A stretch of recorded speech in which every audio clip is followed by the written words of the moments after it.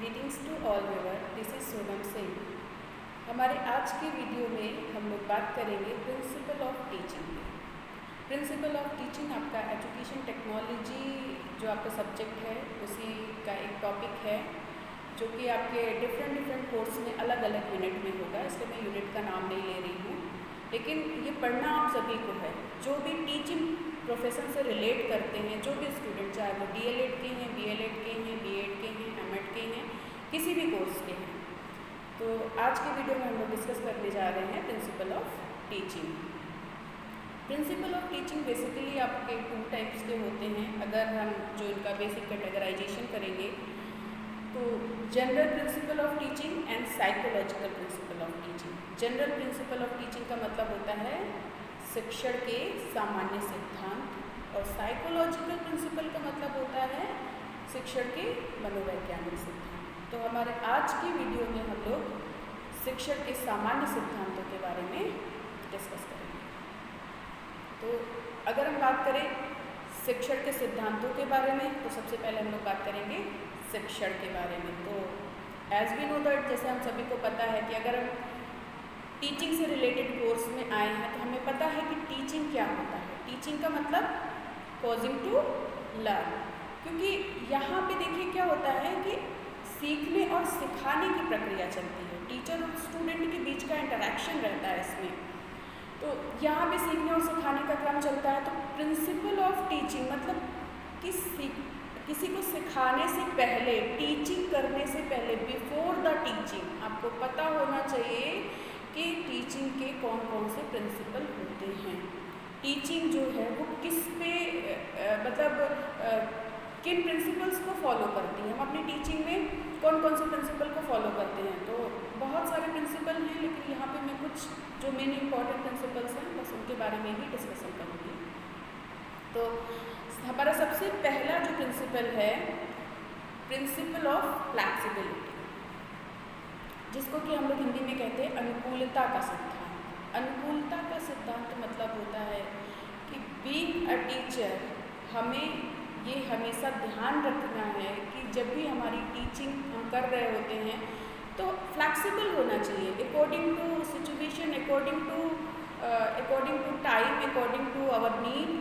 कभी भी हम अपनी ज़रूरत के अनुसार जो चीज़ें हैं उनमें चेंजेज ला सकें। तो इसी को हम लोग बोलते हैं प्रिंसिपल ऑफ फ्लैक्सिबिलिटी, जिसमें कि आवश्यकता के अनुसार परिवर्तन किया जा सके।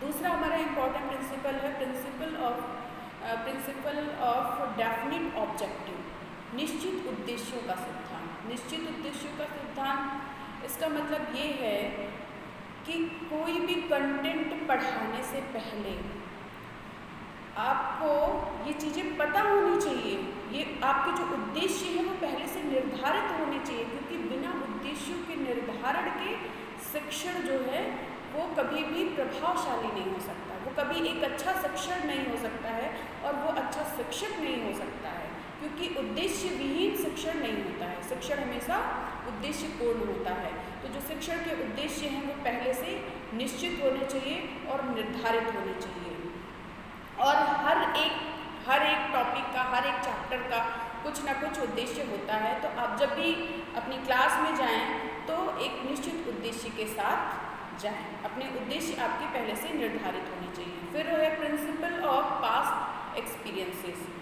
पूर्व अनुभवों का सिद्धांत। तो पूर्व अनुभवों का सिद्धांत से मतलब है कि जिसको भी आप पढ़ाने जा रहे हैं, अपने स्टूडेंट के बारे में सबसे पहले आपको प्रीवियस नॉलेज टेस्ट करनी होती है कि उसका पूर्व ज्ञान क्या है, जो भी कंटेंट आप लेके जा रहे हैं। ठीक है, फॉर एग्जांपल कि अगर अभी हम पढ़ाने जा रहे हैं शिक्षण के सिद्धांत, तो शिक्षण के सिद्धांत पढ़ाने से पहले हमें बच्चे का पूर्व ज्ञान चेक करना चाहिए कि उसको शिक्षण के बारे में पता है कि नहीं, उसको शिक्षा के बारे में पता है कि नहीं। जब उसको शिक्षण के बारे में पता होगा तभी आप उसको शिक्षण के सिद्धांत के बारे में ज्ञान देंगे। समझ गए? ये मैंने एक एग्जाम्पल लिया है। तो ऐसे ही आपको टेस्ट करना है अपने स्टूडेंट को। आप किसी भी क्लास में जा रहे हैं, वो डिपेंड करता है आपकी मतलब किस लेवल की क्लास को पढ़ा रहे हैं। आप 6 पढ़ा रहे हैं, 7 पढ़ा रहे हैं, 8 पढ़ा रहे हैं, 12 पढ़ा रहे हैं, जो भी आप जिस लेवल के स्टूडेंट को पढ़ा रहे हैं। तो आपको ध्यान रखना है, आपको सबसे पहले उसकी प्रीवियस नॉलेज को टेस्ट करना है। जब आप उसकी प्रीवियस नॉलेज को टेस्ट कर लेंगे, उसके पूर्व ज्ञान को चेक कर लेंगे, तो उसी पूर्व ज्ञान को आधार बना के आपको नया ज्ञान उसको देना है। ठीक है, प्रीवियस नॉलेज को ही बेस बना के हम न्यू नॉलेज देंगे। तो इसका मतलब ये तो बहुत ही इम्पोर्टेंट है, ये आपको ध्यान रखना। जब आप लेसन प्लान करेंगे तो उसमें भी आपको सिखाया जाएगा। फिर उसके बाद हमारा नेक्स्ट पॉइंट आता है प्रिंसिपल ऑफ चाइल्ड सेंटर।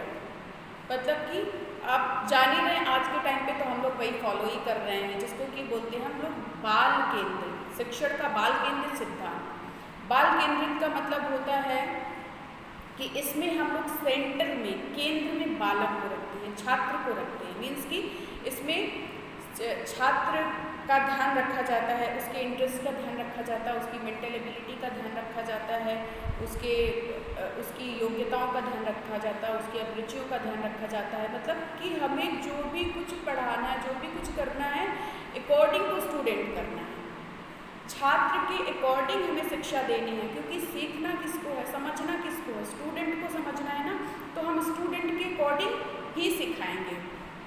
तो ये बहुत इम्पॉर्टेंट है। और हमारा आज के टाइम में जो आज के ट्रेंड में चल रहा है वो चाइल्ड सेंटर्ड एजुकेशन ही चल रही है, जिसमें कि हम बालक को केंद्र में रखते हैं। मीन्स कि स्टूडेंट ऑल इन ऑल होता है, जो टीचर होता है वो सेकेंडरी होता है। टीचर स्टूडेंट के अकॉर्डिंग वो चीज़ें जो है वो प्रोवाइड कराता है। जिस तरीके से बच्चे को समझ में आता है, हमें उस तरीके से बच्चे को समझाना है। उसके इंटरेस्ट का ध्यान रखना है कि उसकी रुचि क्या है, उसकी मानसिक योग्यता क्या है, जो भी उसकी मेंटल एबिलिटी होगी उसी के अकॉर्डिंग हमें उसको कंटेंट देना है, उसी के अकॉर्डिंग हमें एग्जाम्पल्स लेने हैं। देन हमारा आता है principle of division. Principle of division को हिंदी में बोलते हैं विभक्तिकरण का सिद्धांत। विभक्तिकरण के सिद्धांत का मतलब है कि जो भी हमारा कंटेंट है उसको छोटे छोटे यूनिट में डिवाइड करना। ठीक है, जो भी कंटेंट है अगर एक साथ आप दे दोगे बच्चे को तो वो नहीं समझ पाएगा। इसीलिए ये प्रिंसिपल रखा गया है कि जो भी जितना भी कंटेंट है उस कंटेंट को आपको छोटे छोटे टुकड़ों में डिवाइड करना है। अब देखिए जो आपका सिलेबस होता है वो आपका यूनिट में डिवाइड होता है। आपका सिलेबस 4 यूनिट में पहले बटा, फिर 4 यूनिट से टॉपिक में बटा, फिर टॉपिक से सब टॉपिक में बटा। तो सेम वही चीज़ हमें भी फॉलो करनी है अपनी टीचिंग में कि हम जो भी कंटेंट है हमारे कंटेंट को छोटे छोटे पार्ट्स में डिवाइड करना है। देन उसके बाद हमें स्टूडेंट को वो प्रोवाइड करना है, वो नॉलेज उसे हमें देनी है। देन उसके बाद हम आते हैं, हमारा एक और इम्पॉर्टेंट जो है प्रिंसिपल है प्रिंसिपल ऑफ कोरिलेशन, जिसको कि हिंदी में बोलते हैं शिक्षण का समवाय सिद्धांत। समवाय का मतलब होता है कोरिलेशन, मतलब कि आपस में एक दूसरे से कोरिलेट करके पढ़ाना। और ये बहुत इम्पॉर्टेंट है टीचिंग में, हमेशा इस चीज़ को ध्यान रखना है कि अगर हम कोरिलेट करके कोई भी चीज़ पढ़ाते हैं तो वो बच्चों को ज़्यादा समझ में आती है। तो अब आप ये ध्यान रखेंगे कि आपके टॉपिक के अकॉर्डिंग, जैसे कि मैं कई बार जब अपना लेक्चर लेती हूँ, जब मैं ईटी पढ़ा रही हूँ, तो अगर उसमें कोई साइकोलॉजी का टॉपिक आ गया तो उसको मैं उसके साथ कोरिलेट करती हूँ। अगर वहाँ पे कंडीशनिंग आ गई, अगर अनुबंधन आ गया तो हम उसको उसके साथ कोरिलेट करते हैं। तो उसी चीज़ का आपको ध्यान रखना है कि जब भी आप जो भी टीचिंग कर रहे हैं वहाँ पे जो भी कंटेंट में अगर कोई ऐसा टॉपिक आ रहा है जिसको कि आप किसी दूसरे सब्जेक्ट के साथ कोरिलेट कर सकते हैं, किसी और टॉपिक के साथ कोरिलेट कर सकते हैं, तो कोरिलेट करके आप बच्चों को समझाइए, इससे बच्चों को ज़्यादा समझ में आएगा। फिर है प्रिंसिपल ऑफ एक्टिवनेस, इसको बोलते हैं सक्रियता का सिद्धांत। प्रिंसिपल ऑफ एक्टिवनेस का मतलब होता है, देखिए टीचिंग क्या होता है, टीचिंग टीचर और स्टूडेंट के बीच का इंटरैक्शन होता है, अंतःक्रिया होती है शिक्षक और छात्र के बीच की। तो यहाँ पे बीइंग अ टीचर हमारी रिस्पॉन्सिबिलिटी होती है, जो भी टीचिंग कर रहा है तो बीइंग अ टीचर उसकी रिस्पॉन्सिबिलिटी ये बन जाती है कि हमें अपनी जो हम टीचिंग कर रहे हैं हमें अपनी क्लास में वो एनवायरनमेंट क्रिएट करना है, वो लर्निंग सर्कमस्टेंसेस क्रिएट करनी है कि जो स्टूडेंट है वो एक्टिवली पार्टिसिपेट करे। मतलब कि टीचर और स्टूडेंट दोनों एक्टिव होने चाहिए। कई बार क्या होता है कि टीचर तो एक्टिव होता है लेकिन जो स्टूडेंट होते हैं वो केवल पैसिव लिसनर बन जाते हैं। तो ऐसा नहीं करना है, हमें अपनी क्लास में हमेशा इस बात का ध्यान रखना है कि हम ऐसी लर्निंग इन्वायरमेंट क्रिएट करें, ऐसे एग्जाम्पल्स रखें। वो डिपेंड करता है बीइंग अ टीचर हम पे कि हम क्या स्ट्रेटजी फॉलो कर रहे हैं, हम कैसे चीज़ों को अरेंज कर रहे हैं, कैसे अपने कंटेंट को रिप्रेजेंट कर रहे हैं कि जो हमारा स्टूडेंट है वो एक्टिवली पार्टिसिपेट करे।